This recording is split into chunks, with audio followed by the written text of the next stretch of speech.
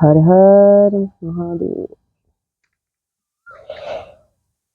प्रियजनों, हम आप सभी के कल्याण के लिए, मनुष्य जीवन के कल्याण के लिए शिव पुराण कथा का आज हमारा 21वां अध्याय है।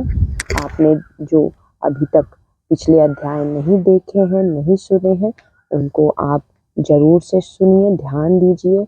आप अपनी विधि, अपने नियम, जो भी जीवन में जिस विधि से शिव जी प्रसन्न होते हैं, जिस विधि से अन्य देवता प्रसन्न होते हैं, जिस विधि से आपके कर्म अच्छे हो जाएं, चाहे वो नदी स्नान हो, चाहे वो पूजा पाठ हो, चाहे वो आपके कर्म हो, उस विधि को शिव पुराण में बहुत अच्छे तरीके से बताया गया है। तो आप इन सभी कथाओं का श्रवण जरूर करें। शिव जी की कृपा से हम आज आप सभी के कल्याण के लिए 21वां अध्याय प्रारंभ करेंगे। 21वें अध्याय के तहत पार्थिव पूजा की महिमा, शिव नैवेद्य भक्षण के विषय में निर्णय तथा बिल्व का महात्म्य, बिल्व अर्थात बिल्व पत्र का महत्व, तदंतर ऋषियों के पूछने पर किस कामना की पूर्ति के लिए कितने पार्थिव लिंगों की पूजा करनी चाहिए, इस विषय का वर्णन करके सूत जी बोले, महर्षियों, पार्थिव लिंगों की पूजा कोटि कोटि अर्थात करोड़ों करोड़ों यज्ञों का फल देने वाली है। कलयुग में लोगों के लिए शिवलिंग पूजन जैसा श्रेष्ठ दिखाई देता है, वैसा दूसरा कोई साधन नहीं है। यह समस्त शास्त्रों का शिक्षा निश्चित ही सिद्धांत है। शिवलिंग भोग और मोक्ष देने वाला है। लिंग 3 प्रकार के कहे गए हैं, उत्तम, मध्यम और अधम। जो 4 अंगुल ऊंचा और देखने में सुंदर हो तथा विधि से युक्त हो, उस शिवलिंग को सहस्त्रार्क महर्षियों ने उत्तम कहा है। उससे आधा मध्यम और उससे आधा अधम माना गया है। इस तरह 3 प्रकार के शिवलिंग कहे गए हैं, जो उत्तरोत्तर अर्थात यहाँ कहने का तात्पर्य है कि अगर 4 अंगुल का शिवलिंग है तो वो उत्तम है, 2 अंगुल का शिवलिंग है तो वो मध्यम है, अगर 1 अंगुल का शिवलिंग है तो वो अधम है, मतलब निम्न है। इस तरह 3 प्रकार के शिवलिंग कहे गए जो उत्तरोत्तर श्रेष्ठ हैं। ब्राह्मण, क्षत्रिय, वैश्य, शूद्र अथवा विलोम शंकर कोई भी क्यों न हो, वह अपने अधिकार के अनुसार वैदिक अथवा तांत्रिक मंत्र से सदा आदर पूर्वक शिवलिंग की पूजा करे। ब्राह्मणों, महर्षियों, अधिक कहने से क्या लाभ? शिवलिंग का पूजन करने में स्त्रियों का तथा अन्य सब लोगों का भी अधिकार है। द्विजों के लिए वैदिक पद्धति से ही शिवलिंग की पूजा करना श्रेष्ठ है, परंतु अन्य लोगों के लिए वैदिक मार्ग से पूजा करने की सम्मति नहीं है। वेदज्ञ द्विजों को वैदिक मार्ग से ही पूजन करना चाहिए, अन्य मार्ग से नहीं। यह भगवान शिव का कथन है। दधीचि और गौतम आदि के शाप से जिनका चित्त दग्ध हो गया है, उन द्विजों की वैदिक कर्म में श्रद्धा नहीं होती। जो मनुष्य वेदों तथा स्मृतियों में कहे हुए सत्कर्मों की अवहेलना कर्म को करने लगता है, उसका मनोरथ कभी सफल नहीं होता। इस प्रकार विधि पूर्वक भगवान शंकर का नैवेद्यांत पूजन करके उनकी त्रिभुवनमयी 8 मूर्तियों का भी वहीं पूजन करें। पृथ्वी, जल, अग्नि, वायु, आकाश, सूर्य, चंद्रमा तथा यजमान, ये भगवान शंकर की 8 मूर्तियां कही गई हैं। जल, पृथ्वी, अग्नि, वायु, आकाश, सूर्य, चंद्रमा तथा यजमान, यजमान जो पूजा करता है, ये भगवान शंकर की 8 मूर्तियां कही गई। इन मूर्तियों के साथ साथ सर्व, भव, रुद्र, उग्र, भीम, ईश्वर, महादेव तथा पशुपति, इन नामों को भी अर्चना करें। तदंतर चंदन, अक्षत और बिल्व पत्र लेकर वहां ईशान आदि के क्रम से भगवान शिव के परिवार का उत्तम भक्ति भाव से पूजन करें। ईशान, नंदी, चंड, महाकाल, भृंगी, वृष, स्कंद, कपर्दीश्वर, सोम तथा शुक्र, ये 10 शिव के परिवार हैं, जो क्रमशः ईशान आदि 10 दिशाओं में पूजनीय है। तत्पश्चात भगवान शिव के समक्ष वीरभद्र और पीछे की कीर्ति मुख का पूजन करके विधि पूर्वक 11 रुद्रों की पूजा करें। इसके बाद पंचाक्षर मंत्र जप करके शतरुद्री सूक्त का नाना प्रकार की स्तुतियों का तथा शिव पंचांग का पाठ करें। तत्पश्चात परिक्रमा और नमस्कार करके शिवलिंग का विसर्जन करें। इस प्रकार मैंने शिव पूजन की संपूर्ण विधि का आदर पूर्वक वर्णन किया है। रात्रि में देव कार्य को सदा उत्तराभिमुख होकर ही करना चाहिए। इसी प्रकार रात्रि में देव कार्य को सदा, अगर रात्रि में पूजा करते हैं आप, तो उत्तर की तरफ मुख करके करना चाहिए। इसी प्रकार शिव पूजन भी पवित्र भाव से सदा उत्तराभिमुख होकर ही करना उचित है। जहाँ शिवलिंग स्थापित हो उससे पूर्व दिशा का आश्रय लेकर नहीं बैठना या खड़ा होना चाहिए, क्योंकि वह दिशा भगवान शिव के आगे या सामने पड़ती है। इष्ट देव का सामना रोकना ठीक नहीं। शिवलिंग से उत्तर दिशा में भी न बैठें, इधर भी नहीं बैठना है, पूरब में भी नहीं बैठना है, क्योंकि उधर भगवान शंकर का वामांग है जिसमें शक्ति स्वरूपा देवी उमा विराजमान है। पूजक को शिवलिंग से पश्चिम दिशा में भी नहीं बैठना चाहिए, दिशा में नहीं बैठना चाहिए। यहाँ आराध्य देव का पृष्ठभाग है, पीछे की ओर से पूजा करना उचित नहीं है। अतः अवशिष्ट दक्षिण दिशा ही ग्राह्य है, उसी का आश्रय लेना चाहिए। तात्पर्य यह है कि शिवलिंग से दक्षिण दिशा में उत्तराभिमुख होकर बैठे और पूजा करें। विद्वान पुरुष को चाहिए कि वह भस्म का त्रिपुंड लगाकर, रुद्राक्ष की माला लेकर तथा बिल्व पत्र का संग्रह करके ही भगवान शंकर की पूजा करें। इनके बिना नहीं मुनियों। शिव पूजन आरंभ करते समय यदि भस्म न मिले तो मिट्टी से भी ललाट में त्रिपुंड अवश्य कर लेना चाहिए। ऋषि बोले, मुने, हमने पहले से यह बात सुनी रखी है कि भगवान शिव का नैवेद्य नहीं ग्रहण करना चाहिए। इस विषय में शास्त्र का निर्णय क्या है, यह बताइए। साथ ही बिल्वपत्र का महात्म्य भी प्रकट कीजिए। सूत जी ने कहा, मुनियों, आप शिव संबंधी व्रत का पालन करने वाले हैं, अतः आप सबको स्वतः धन्यवाद है। मैं प्रसन्नता पूर्वक सब कुछ बताता हूँ, आप सावधान होकर सुने। जो भगवान शिव का भक्त है, बाहर भीतर से पवित्र है और शुद्ध है, उत्तम व्रत का पालन करने वाला है तथा दृढ़ निश्चय से युक्त है, वह शिव नैवेद्य का अवश्य भक्षण करे। भगवान शिव का नैवेद्य आग्रह है, इस भावना को मन से निकाल दे। शिव के नैवेद्य को देख लेने मात्र से भी सारे पाप दूर भाग जाते हैं। उसको खा लेने पर तो करोड़ों पुण्य अपने भीतर आ जाते हैं। आए हुए शिव नैवेद्य को सिर झुकाकर प्रसन्नता के साथ ग्रहण करें और प्रयत्न करके शिव स्मरण पूर्वक उसका भक्षण करें। आए हुए शिव नैवेद्य को जो यह कहकर कि मैं इसे दूसरे समय में ग्रहण करूंगा लेने में विलंब कर देता है, वह मनुष्य निश्चय ही पाप से बच जाता है। जैसे शिव नैवेद्य को जो यह कहकर कि मैं इसे दूसरे समय में ग्रहण करूंगा लेने में विलंब कर देता है, वह मनुष्य निश्चय ही पाप से बच जाता है। जिसने शिव की दीक्षा ली हो उसे शिव भक्त के लिए यह शिव नैवेद्य अवश्य भक्षणीय है।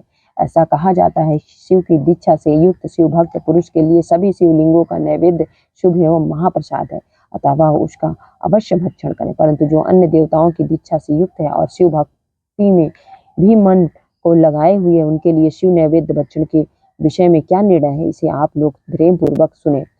ब्राह्मणों, जहाँ से शालिग्राम शिला की उत्पत्ति होती है, वहाँ के उत्पन्न लिंग में रस लिंग, भारत लिंग में पाषाण, रजत तथा सुवर्ण से निर्मित लिंग में देवताओं तथा सिद्धों द्वारा प्रतिष्ठित लिंग में, केशर निर्मित लिंग में, स्फटिक लिंग में, रत्न निर्मित लिंग में तथा समस्त ज्योतिर्लिंगों में विराजमान भगवान शिव के नैवेद्य का भक्षण चंद्रायण व्रत के समान पुण्यजनक है।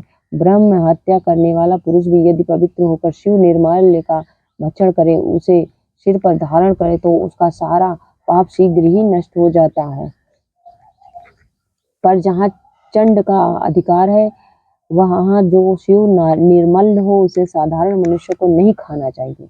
अर्थात जहाँ चंड का अधिकार है, वहाँ जो शिव निर्माल्य हो उसे साधारण मनुष्यों को नहीं खाना चाहिए। जहाँ चंड का अधिकार नहीं है, वहाँ के शिव निर्माल्य का सभी को भक्ति पूर्वक भोजन करना चाहिए। बाण लिंग, नरवे तेजेश्वर, लोह निर्मित श्रवणादि धातु लिंग, सिद्ध लिंग, जिन लिंगों की उपासना से किसी ने सिद्धि प्राप्त की है अथवा जो सिद्धों द्वारा स्थापित है, वे लिंग स्वयंभू लिंग, इन सब लिंगों में तथा शिव की प्रतिमाओं मूर्तियों में चंड का अधिकार नहीं है। जो मनुष्य शिवलिंग को विधि पूर्वक स्नान कराकर उस स्नान के जल 3 बार आचमन करता है, उसके कायिक, वाचिक और मानसिक तीनों प्रकार के पाप यहाँ शीघ्र नष्ट हो जाते हैं।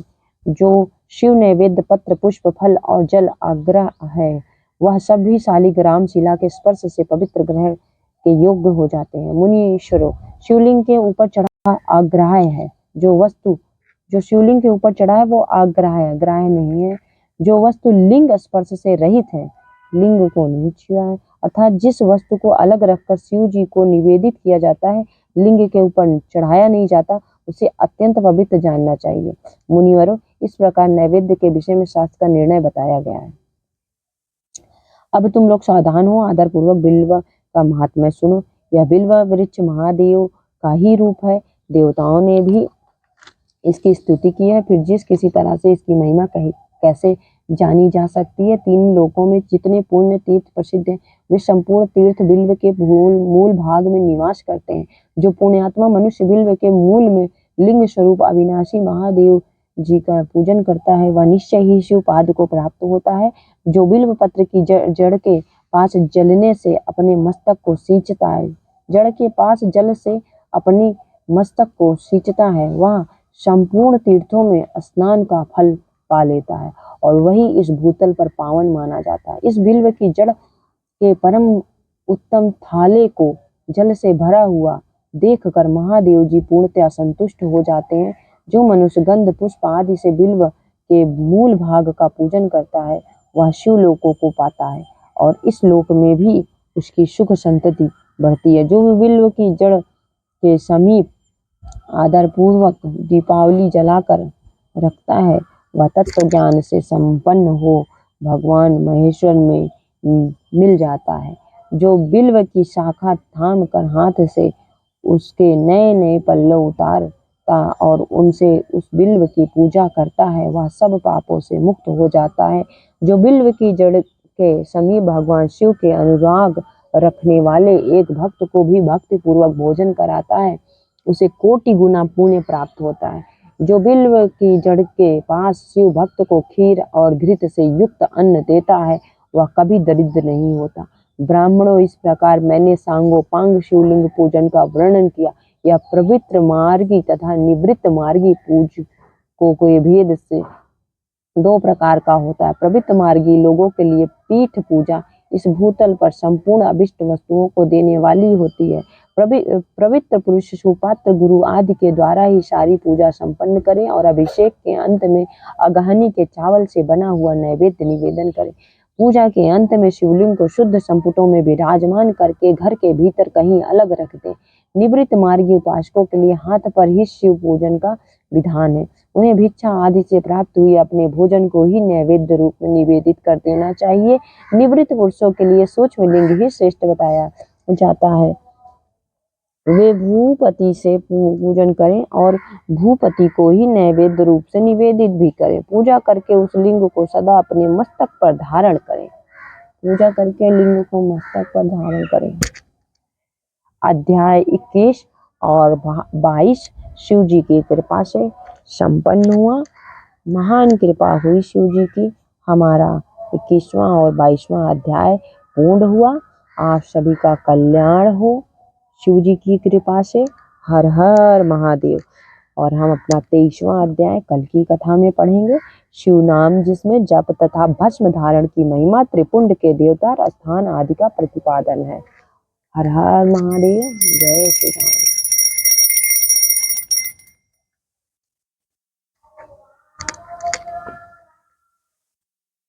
स्थगित महाराज होएगी।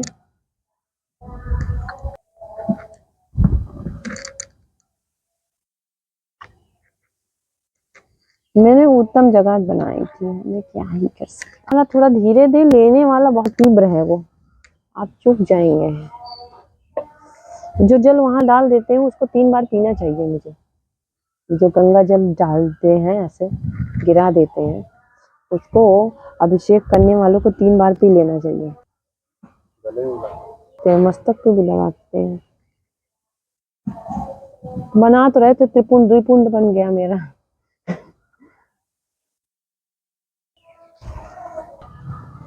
राम राम राम